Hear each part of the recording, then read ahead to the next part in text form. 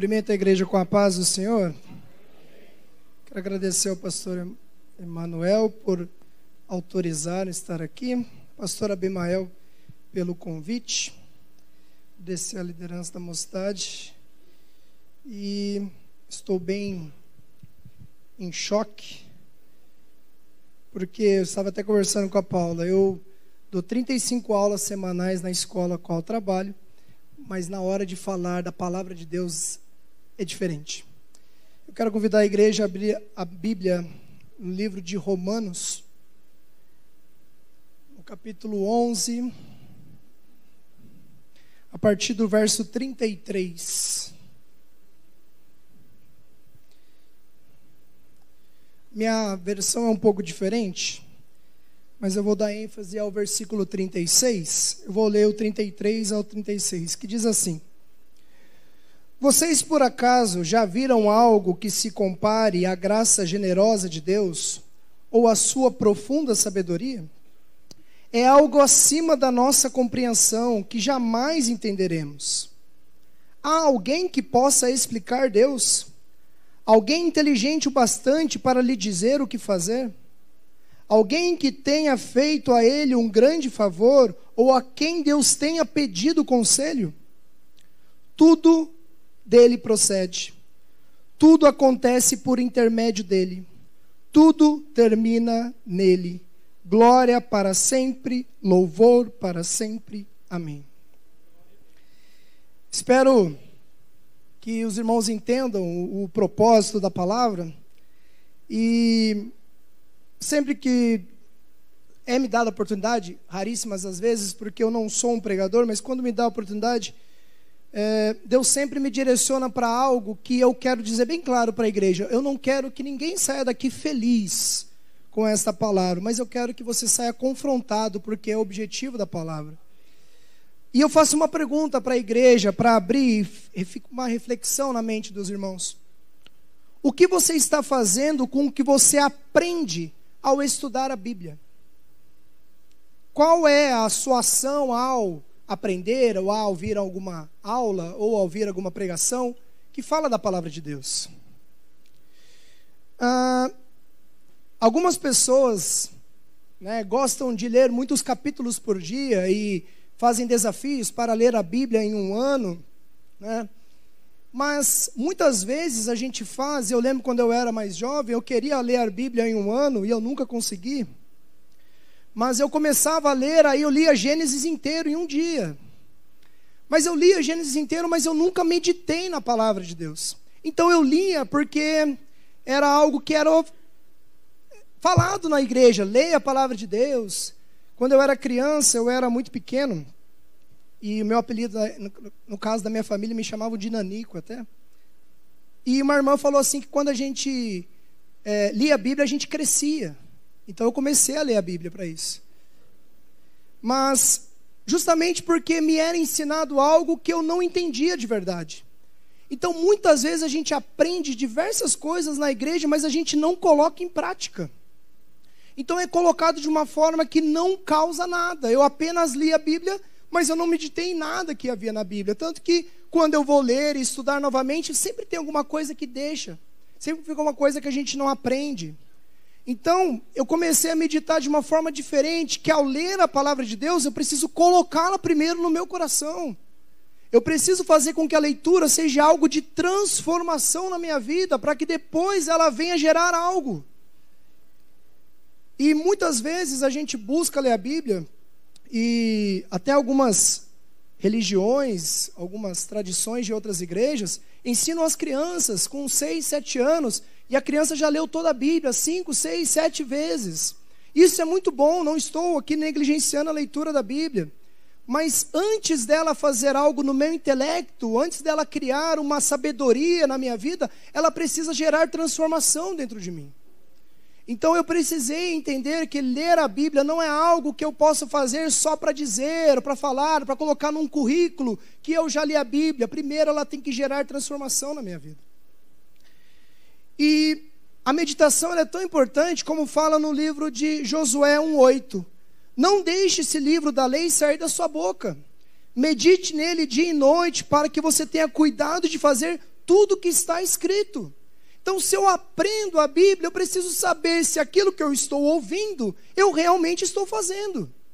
Josué fala para a gente meditar e para que a gente coloque em prática aquilo que a gente está aprendendo. Não adianta eu vir aqui à escola dominical, ouvir os nossos professores e aquilo não gerar nada dentro de mim.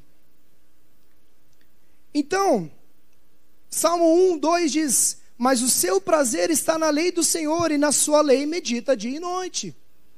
Então essa palavra que eu estou meditando no domingo, no culto de domingo, ou na escola dominical, ou no culto de terça-feira, ela tem que ser uma meditação todos os dias da minha vida. É de dia e de noite. Não é só domingo, é segunda, é terça, é quarta. Todos os dias eu tenho que meditar na palavra do Senhor. Mas a meditação não é simplesmente uma filosofia bonita, em que a gente aprende várias histórias e coisas que a gente consegue até fazer vídeos emocionantes nos stories do Instagram para poder ganhar seguidor. Mas eu mesmo não meditei em nada daquilo. Outra passagem que diz, Salmo 119, ó como eu amo a sua lei, eu medito nela o dia todo. E a gente lê isso todos os dias, mas será que eu estou amando a palavra do Senhor de forma que ela tenha gerado mudança na minha vida? Salmo 119, 148, meus olhos permanecem abertos durante as vigílias da noite, para que eu possa meditar em tuas promessas. Então eu comecei a reparar o quanto eu estou, às vezes, lendo a Bíblia como se fosse um livro secular, como se fosse um livro de história na minha escola, na minha faculdade. Quando eu estou ensinando alguém, ele torna-se apenas um material didático. Mas isso quantas pregações nós já ouvimos e quanto delas nós colocamos em prática de verdade? E eu quero chegar agora no que eu quero dizer nessa palavra. Na leitura que foi feita da carta aos Romanos, a gente sabe que o apóstolo Paulo ele faz uma explicação desde o capítulo 9 até o 11. E ele está falando que a grande maioria dos crentes ao redor do mundo hoje ela é gentia. Por quê? Porque a maioria do povo judeu não tem interesse em Jesus. Paulo é um judeu, mas se tornou um apóstolo dos gentios. Ele é um judeu, ele veio de uma origem que se tornou um judeu, e mesmo assim, ao pregar para os judeus o rejeitaram. Os judeus rejeitaram a palavra de Jesus. Então, a Bíblia fala, nos capítulos 9 adiante, que vai Paulo pregar então para os judeus, para os gentios, porque os judeus rejeitaram a palavra do Senhor.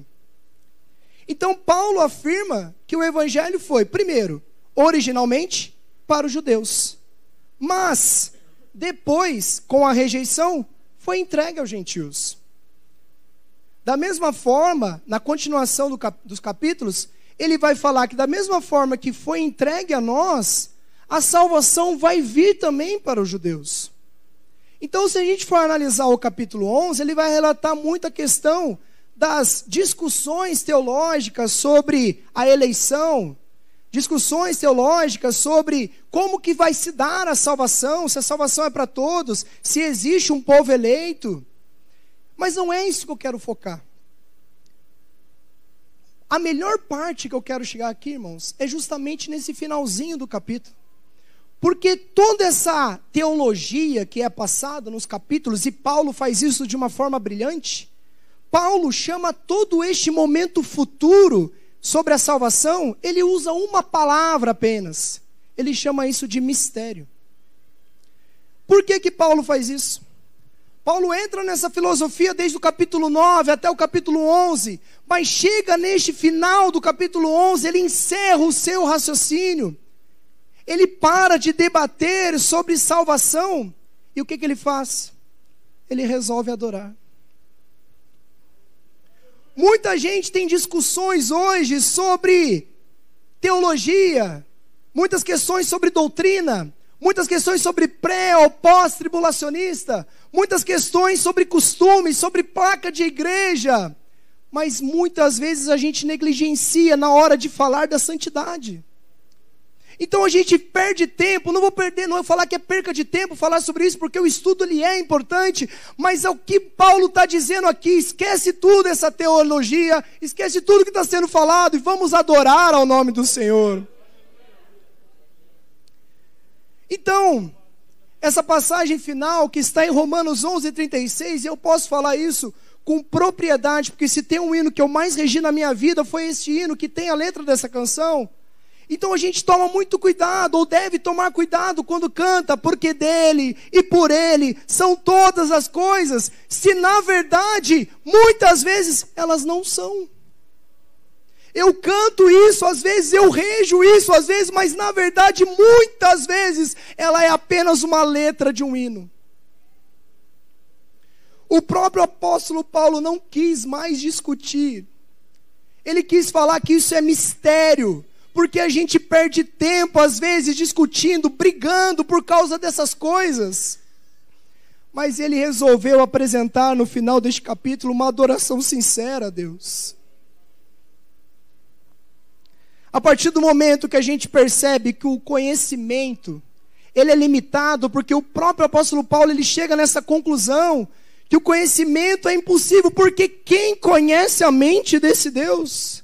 Quem consegue explicar Deus? Então ele fala, porque dele, por ele e para ele são todas as coisas. Quando o conhecimento é limitado, a adoração começa de verdade. Por quê? Porque a gente não precisa provar a existência de Deus, só tem que adorar. A gente não precisa ficar estudando aqui, será que Deus existe? Não, Ele é! Eu adoro porque Ele é! Eu não posso compreender a mente de Deus. Quando eu começo a perceber que eu não compreendo a mente de Deus, a única coisa que me resta é adorá-lo de verdade. Quem conhece a mente de Deus? Paulo ama o conhecimento, eu amo em particular o conhecimento, eu amo estudar. Se eu pudesse eu não trabalhava mais, se eu pudesse eu não dava mais aula para a Vitória, eu só ficava estudando, só lendo. Paulo ama o conhecimento, ele fala de diversas coisas, mas ele conclui, todas as coisas vêm de Deus, tudo existe por meio dele, por que eu vou ficar perdendo tempo com discussões, com brigas? Vamos adorar a Deus. Muitas vezes a gente canta, mas não entrega. Tudo da história, do mundo, até a sua vida hoje, eu tenho certeza que tudo sempre manteve no governo de Deus. Sempre esteve tudo conforme Deus planejou.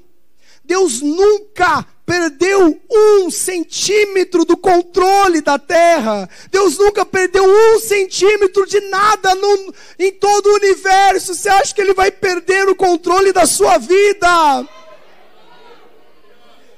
Então não fique pensando, será? Deus tem que personificar para eu acreditar nele. Não, eu adoro porque Ele é, eu adoro porque tudo é dele. Eu não preciso compreender a mente dele, eu só preciso adorá-lo em espírito e em verdade. Mesmo quando nós não entendemos, Ele está fazendo. Mesmo quando foge a minha compreensão, foge tudo aquilo que eu já estudei. As mentes humanas tentam até hoje provar a existência de Deus, mas nunca vão conseguir. Deus nunca vai ser provado a existência dele, porque a partir do momento que provar que Deus existe, Deus deixa de ser Deus. É impossível compreender a mente desse Deus, é impossível pensar em tudo que Ele fez. Nós temos mais de 80 bilhões de neurônios na nossa cabeça, e isso não é o suficiente para que você o compreenda. Por quê? Porque vem tudo pela fé. É a fé que move a nossa adoração, é a fé que move eu estar aqui hoje.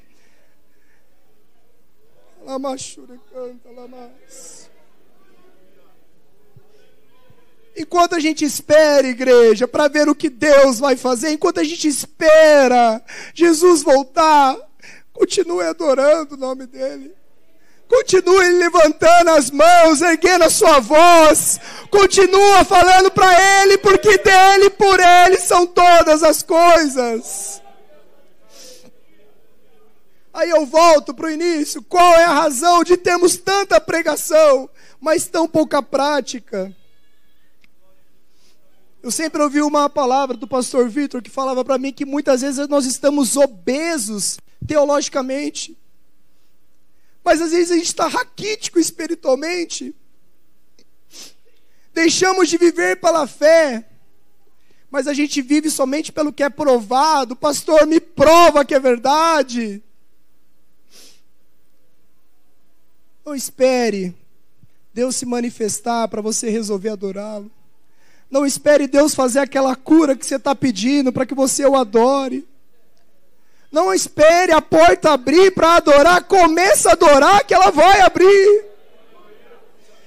A vontade de Deus, ela é soberana. Então eu adoro. Se Ele fizer ou não fizer, eu vou adorar ao nome do Senhor.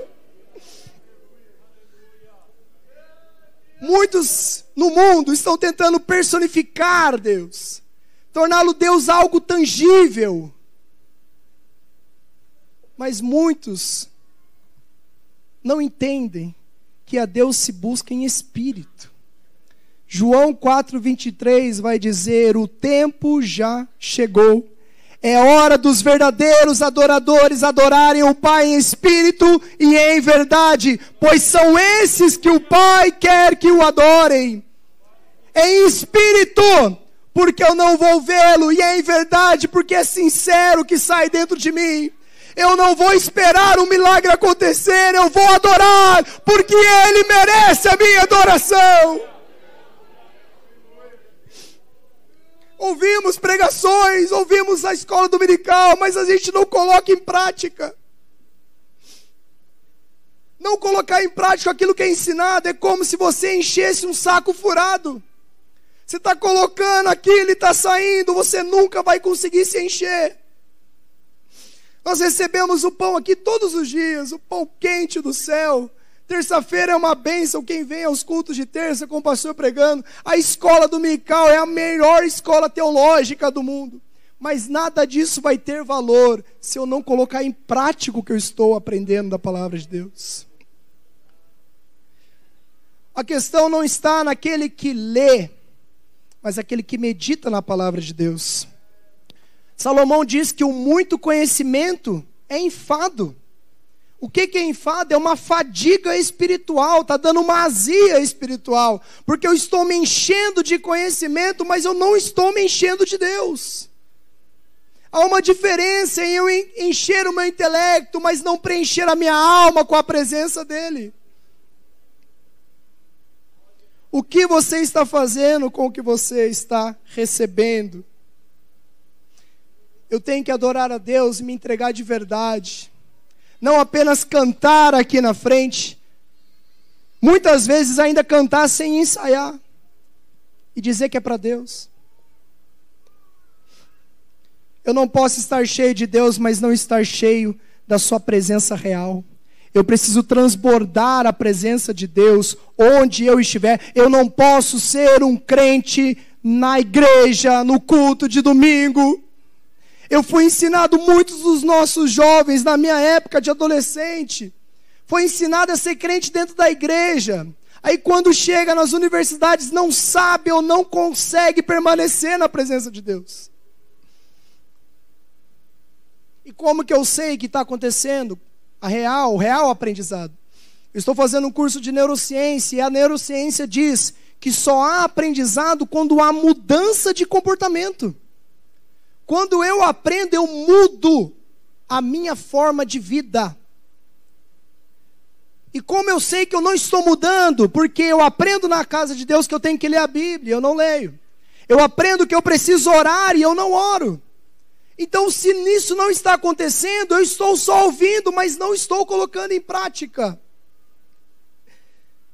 Se eu não entrego tudo a Ele, então nada eu entrego. Se eu declaro que porque dele, por ele e para ele são todas as coisas, mas está ficando alguma coisa pelo caminho, então eu não entreguei tudo a Ele. Por que dele? Porque Deus nos criou para adoração. Por ele, Deus enviou Jesus para que voltássemos à essência da adoração. E para ele, mais importante que teologia e muito conhecimento, é o ato de adorar. Convido a igreja a ficar de pé, irmãos. Se tudo é dele de real, irmãos, então você vai acalmar a sua alma hoje. Porque ele já recebeu a sua adoração hoje. Mas mais importante que receber hoje, ele vai receber amanhã. Ele vai receber na terça, todos os dias da sua vida. Porque a minha vida vai ser uma vida de adoração. Quando não estamos cheios de Deus, então há espaço para os pensamentos maus. Se houver entrega total hoje, então você estará cheio de Deus. Se você estiver cheio de Deus, então não haverá espaço para os pensamentos maus.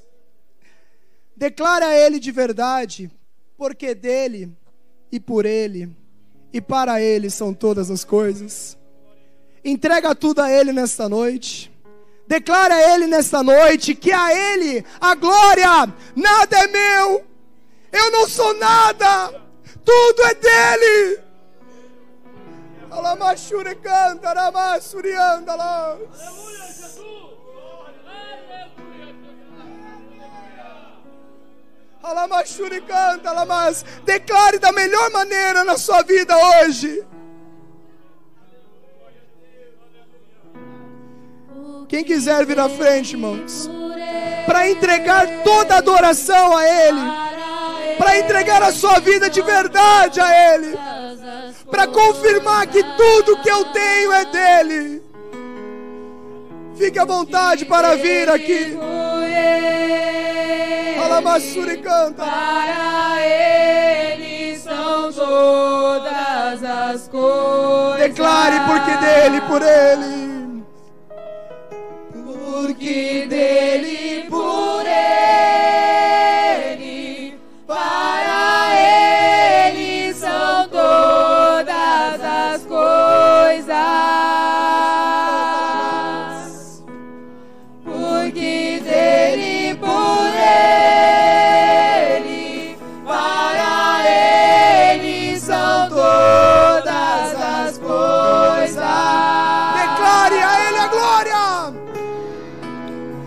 A Ele a glória,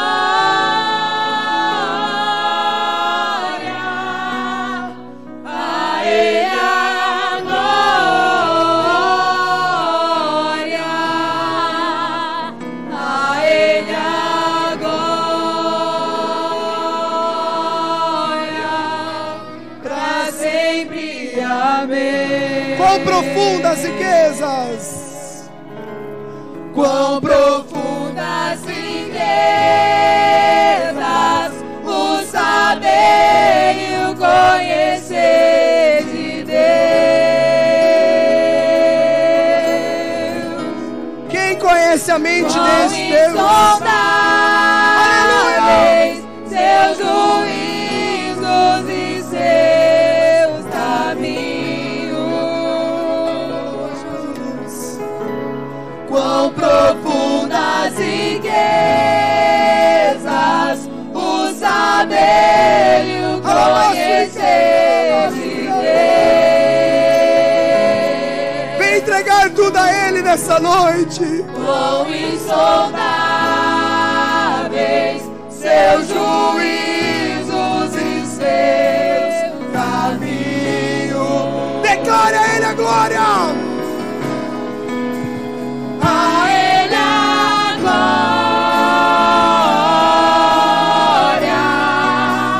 a Ele a glória, a Ele a glória,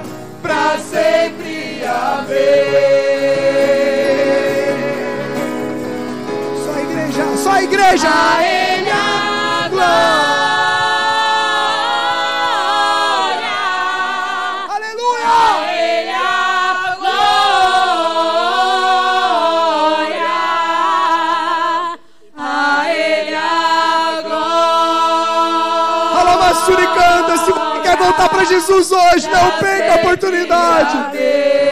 Volta para Jesus hoje. Não perca a oportunidade. Aleluia. A Ele a glória.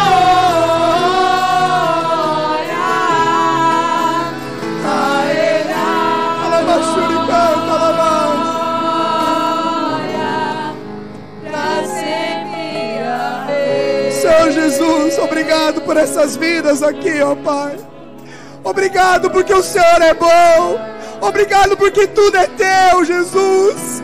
Obrigado pela tua misericórdia em nossas vidas. Obrigado porque o Senhor não nos abandona. Obrigado porque o Senhor é bom e a tua misericórdia está cuidando de nós.